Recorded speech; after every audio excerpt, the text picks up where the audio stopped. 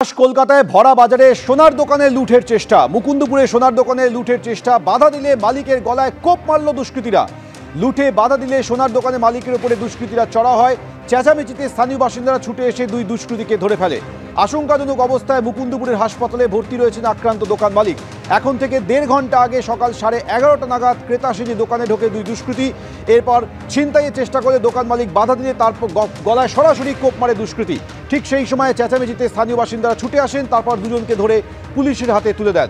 খাস কলকাতায় ঘটে গিয়েছে সোনার দোকানে ভরা বাজারে সোনার দোকানে লুটের চেষ্টা, আর বাধা পেয়ে একেবারে কোপ মেরে খুন করার চেষ্টা করলো দুষ্কৃতীরা। যদিও স্থানীয় বাসিন্দাদের তৎপরতায় এই দুই দুষ্কৃতী ধরা পড়ে গিয়েছে। আমাদের সঙ্গে এই মুহূর্তে সরাসরি রয়েছে আমাদের প্রতিনিধি হিন্দল। হিন্দল, মাত্র 48 ঘন্টা আগে শুক্রবার সন্ধ্যায় কসবায় একটা ঘটনা ঘটে গিয়েছে, যেখানে তৃণমূল কাউন্সিলরকে আক্রমণ করেছিল দুষ্কৃতীরা। সেই রেশ কাটতে কাটতে মুকুন্দপুরে ভরা বাজারে আজ সকাল 11:30টার সময় আবারও একটা ঘটনা ঘটে গেল। একেবারেই দেখো, দুষ্কৃতীদের যেন মুক্তাঞ্চল হয়ে উঠেছে কলকাতা। কেননা একদিকে যখন কলকাতা পুরসভার 108 নম্বর ওয়ার্ডের তৃণমূল কাউন্সিলরকে প্রকাশ্যে ভর সন্ধ্যায় গুলি করে খুন করার চেষ্টা চলছিল, যে ছবি সিসিটিভি ক্যামেরা বন্দী হয়েছে, সেই ঘটনার রেশ মিটতে না মিটতেই আবার কলকাতার বুকে কলকাতার পূর্ব যাদবপুর থানার অন্তর্গত মুকুন্দপুর বাজারে একেবারে সকাল 11:30 নাগাদ এই যে দোকান গীতাঞ্জলি জুয়েলার্স, সেই জুয়েলার্সে লুট করতে আসে দুজন দুষ্কৃতী। তেমনটাই পুলিশ প্রাথমিকভাবে জানতে পেরেছে। এবং সেখানে লুট করতে আসার পর যেটা প্রত্যক্ষদর্শীরা জানাচ্ছেন, যে ভেতরে প্রবেশ করে দুজন গ্রাহক সেজে, এবং তারপরে দোকান মালিক সঞ্জয় কুমার সরকারের সঙ্গে কথা বলতে বলতে আচমকাই তার গলার সোনার চেনটা ছিনিয়ে নেওয়ার চেষ্টা করে এবং ভেতরে হাত দিয়ে, অর্থাৎ সোনার দোকানের ভিতর থেকে সোনার গয়না লুট করার চেষ্টা করে।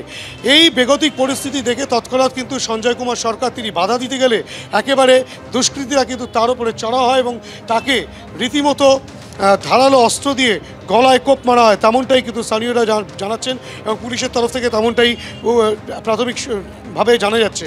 আমরা কথা বলবো যে ঘটনাটা ঘটেছে, একেবারে ভরা বাজার মুকুন্দপুর বাজার, কি ঘটনা কীভাবে আপনারা জানতে? প্রথম কথা হচ্ছে, এটা মুকুন্দপুর বাজার নয়, বাজার থেকে 1 কিলোমিটার দূর মুকুন্দপুর মেন রোড। এখানে সোনার দোকান অঞ্জলি জুয়েলার্স, ওনার সঞ্জয় নাম সূত্রধর।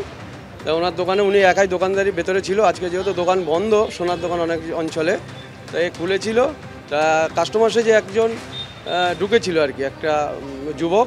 ঢোকার পরে ওর হয়তো সোনার চেন ছিল গলায়, আর কিছু সোনা দানা সব হাতাতে যাচ্ছিল। তখন ও চোর চোর বলে চিল্লায়, তখন ওকে একটা কোনো অস্ত্র দিয়ে গলাটার মধ্যে একটা দাগ বসায় আর ছুরি বসায়। তারপরে সে আবার জাপটে ধরেছিল গলাটা ধরে।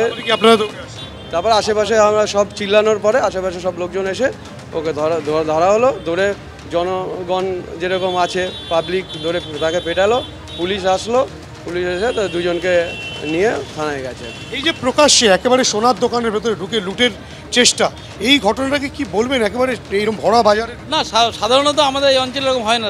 24 ঘন্টায় পরিষেবা ভালো থাকে, লোকজন থাকে, এবং এইখানে এই ঘটনাটা নতুন আরও ঘটে গেল, এই প্রথম ঘটলো। আমরা আশা করি সবাই সতর্ক, আমরাও সতর্ক, প্রশাসন সতর্ক, সঙ্গে সঙ্গে প্রশাসন চলে এসছে। ঠিক আছে, আমাদের এখানে এই ঘটনায় সতর্কতা আরও বেশি প্রয়োজন। আমরা আরও বেশি সতর্ক হতে হবে, তেমনটাই কিন্তু স্থানীয় মানুষজনও বলছেন। তোমাকে দেখাবো, ক্যামেরা পার্সন শান্তনুকে বলবো, মহিলারা তারাও কিন্তু রীতিমতো ভিড় জমিয়েছেন।